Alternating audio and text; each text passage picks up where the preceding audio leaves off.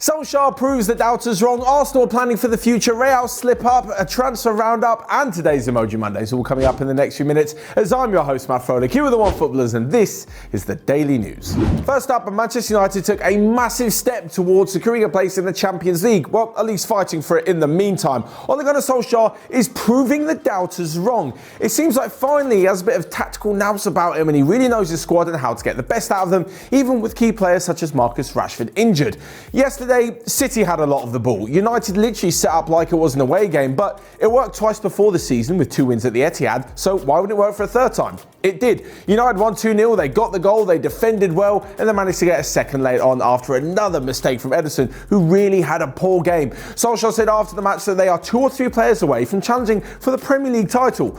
That's pretty bold, and maybe they should focus on getting back into the Champions League first before trying to get rid of Liverpool, who are a million miles ahead. In fact, they're so far ahead that due to United beating City, they're now only 2 Premier League wins away from clinching their first title in 30 years.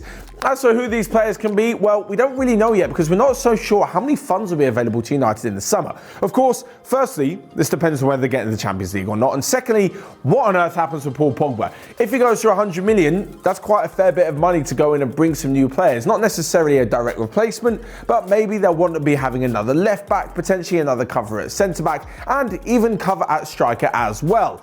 Obviously, so much is going to be happening in the summer and we'll have to wait and see how it goes for the rest of the campaign. But talking one big transfer that may happen, and it's going to be 48 million for Donyell Malen. I know you're thinking, Matt, who is he? Or you're thinking, I know the Eredivisie, so I know exactly who the PSV forward is. 17 goals this season, 9 assists in all competitions, and he's looking like a pretty decent striker. All this for the guy that Arsenal sold for just 500k 2.5 years ago. And now it's North London Club that won him back for 48 million. Surely that is one of the most ridiculous transfers, unless Jadon Sancho moves back to Manchester City, for which case they'll be spending like 20 times the amount that they sold him for in the first place. But he's looking like a pretty bright prospect for the future and even scored on his Netherlands debut. Now you're probably asking why Arsenal need a striker. Well, there's 2 main reasons. One, Alexander Lacazette cannot find form. He is a brilliant player, no doubt. He did score the win at the weekend and he does come up with some vitally important goals, but just not consistently. And elsewhere, Pierre-Emerick Aubameyang, who is the main goal scorer at Arsenal, well, his contract runs out next summer. There's been loads of talk about whether he'll be leaving or not to Barcelona, to Inter Milan, but even though Arsenal don't want him to leave, and Mikel Arteta has said that he definitely wants to hold on to a striker at all costs, with his contract running out in 2021, this summer provides the last opportunity for Arsenal to get any sort of money for him, or they'll end up in a position where they're going to have to sell him for really cheap in January or lose him on a free in 18 months' time. But moving on and to another roundup from some of the weekend's football, and Real Madrid. They slipped up. They lost 2-1 to Real Betis, which completely wipes out all the hard work they did last week in winning the Clásico. Because of Barcelona's victory 1-0 over Real Sociedad, it now means that Barcelona are 2 points clear. So last week, when they were so victorious, Real Madrid, they won 2-0. Zidane was back, Real Madrid were back, top of La Liga, gonna win it. Just 1 week later, they've slipped up again and things have completely turned. It really seems in La Liga, this season is going to be who can hold their nerve rather than who can excel and definitely be the best team. Because both of them at the moment are just pretty poor. As for Barcelona's game, it was Lionel Messi who scored the winner. He scored a penalty and it now means that he is the highest scoring player ever in Europe's top 5 leagues. He has 1 more than Cristiano Ronaldo. Of course, you can expect this to swap over the next few years while they're both still playing.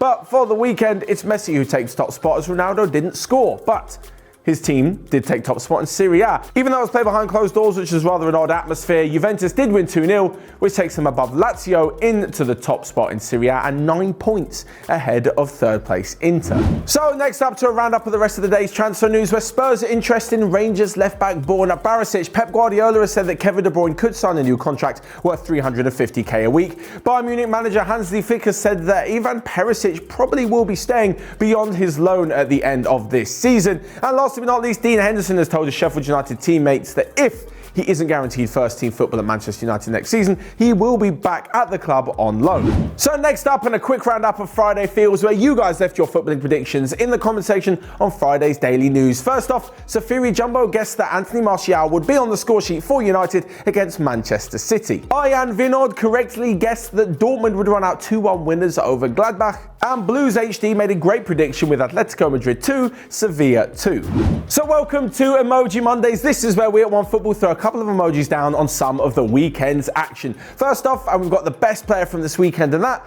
goes to Leverkusen's Paulinho. The 21-year-old Brazilian was in fine form as Leverkusen smashed Frankfurt 4-0. He grabbed himself 2 goals and an assist, and alongside the likes of Kai Havertz is really providing a brilliant attacking force for Bayer Leverkusen. Next up, to the worst player, and it has to go to Ederson.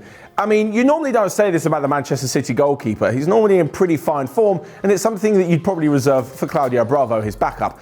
But the weekend, things did not go well. He should have saved the first goal from Anthony Martial. He almost had a horror show by missing the ball in his own line. And then lastly, the throw out to Benjamin Mendy completely missed his man as Scott McTominay rounded up the victory for Manchester United. Not a great weekend for Ederson. Now I'll leave that bit out. So next up to the crazy moment or moments of the weekend. And first off, it's that strange atmosphere of a game being played behind closed doors between Juventus and Inter Milan. And secondly, after 439 minutes, Newcastle United finally have a Premier League goal. Alain Saint-Maximin was the goal scorer at the weekend as they won 1-0. And finally, their goal drought has come to an end, having not scored in the Premier League since the 21st of January. And lastly but not least, we have the best result of the weekend. I've got 2 for you this week. The first one is Chelsea's victory over Everton. Now, you may not think it's such a great result in the fact it's a shock, but putting Everton to bed, who are on pretty good form themselves recently, 4-0, and putting on a stunning display, really is testament to Lampard's side at the moment, and it was a wonderful result to keep 4th place their own. Alongside this, and another great result from the weekend, another upset, was Leganés, all the way down in 19th in La Liga, beating Villarreal 2-1 away from home. Now, not only is this a good result for them because they've been pretty poor this season and they're giving themselves a chance for staying up, although be it just ever so slightly, but they're doing it without Martin Braithwaite. Of course, he was the guy who moved to Barcelona after the release clause was paid outside of the transfer window. So the fact they've managed to score 2 and pick up all 3 points is a pretty good result for them. So there you have it. Let me know your thoughts on Emoji Mondays and the rest of today's daily news in the comment section below. Whilst you're there, smash the like button and click here or here to check out all of the other videos we've got going on OneFootball. But until next time, I'll see you guys later.